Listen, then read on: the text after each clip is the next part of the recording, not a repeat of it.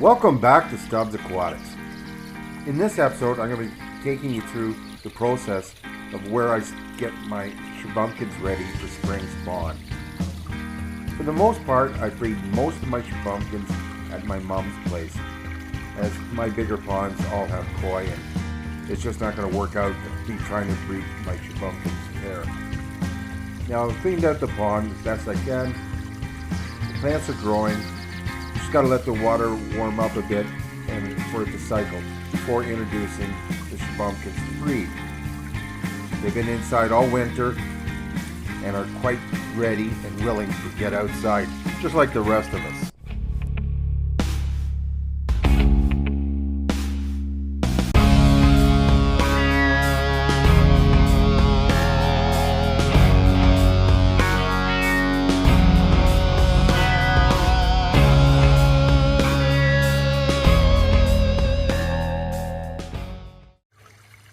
As you can see, the plants are starting to take off, and it'll be a good spot for the fish to breed.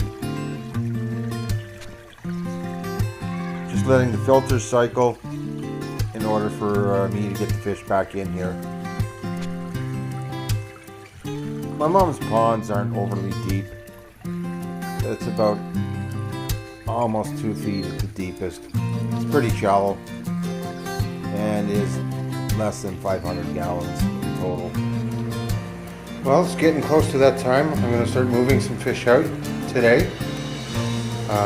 Some of these will be going directly into my mom's pond, or pond I have at my mom's, and some I'm going to put into a small breeding pond here. I'm trying to get a certain coloration.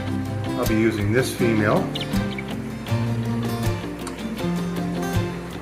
This nice dark fellow there. And the other one right here. I think that should make some pretty interesting fry. I set up this little breeding pond that I had previously set some barbs in last year. It's not a very deep pond at all, but it's just perfect for breeding some shubunkins and letting the fry grow in this. You can easily look after it. And once the fish breed, I can remove them quickly. It's netted to keep herons and whatnot out, but big enough for mosquitoes to still get in there and lay their eggs and feed my fish. Well, these guys be hopefully only in this pond for 3 days. Intentionally let it green up so there's lots of microfood for any fry. Putting them out a bit early, but it's really hot right now and it's going to rain in a couple days, so that should bring on spawning. So with any luck, these guys will only be in here, like I said, for a couple days, and then they'll be coming right back out. Okay, this is just about a 30-gallon tote. I'm hoping I can get these really young shubunkins to breed in there. Kind of like in the coloring. And if they don't breed in the next 3-4 days, I'm going to take them out simply because it's not going to work. But there's a mix of both live and fake plants. This tote's been sitting out there for a while, so any luck, we'll have some action in the next couple days. It is going to rain, it's going to be a temperature swing, and that should bring them on. With any luck, I'm going to have it covered so they can't jump out or nothing can get them. Well, the breeding pond is pretty much all set up. The lilies are up. The roots are going nice and wild. Irises are coming up, along with some pickerel weed. And I've also brought over some fake plants just for them to breed on. If I'm here on time, I will grab and I'll just show you.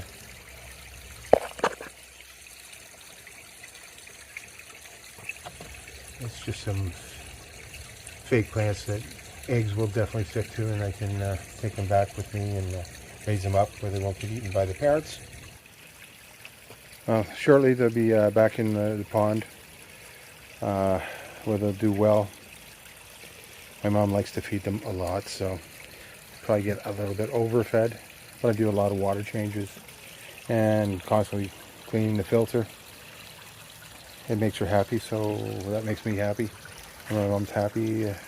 You know, you get to that age where things are a little more difficult, and you take the joys where you can, and she certainly enjoys a water garden and water features. And I'm certainly glad that she does, and I'm more than happy to set this up for her every year.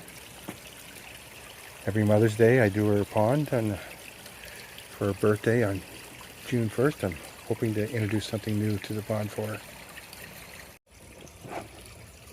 Well, it's just settling in right now. I will add the ones that are currently at my house that I'm hoping to breed after they spawn, and they'll go in this, and they'll spawn a couple more times. But if I can get one batch where they're safe and sound and the parents aren't eating them all, I'll have a lot more fry than I'm used to. So it's just hard to get them at the right time when I don't live here, obviously. So it's hard to be here when they're breeding and pull out whatever I need to. So, but I can't really complain with the number of fry we get out of this small pond. It's not like the ponds I have at home where they're, you know, give or take 14,000 gallons more than this, or more. But these do quite well here and quite happy, and there's lots of spots for them to hide.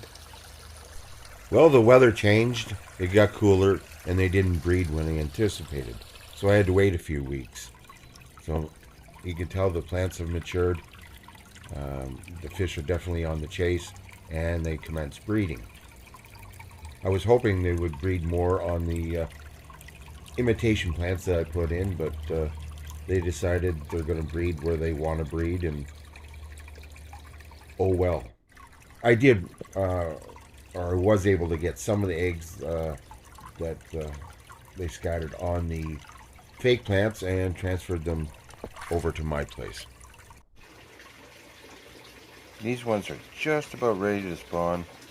Just need the weather to hold off one more day, and hopefully the chase will start, and then I can take these ones out and let the babies grow up in this little pond here. That's the whole plan. That all depends on weather.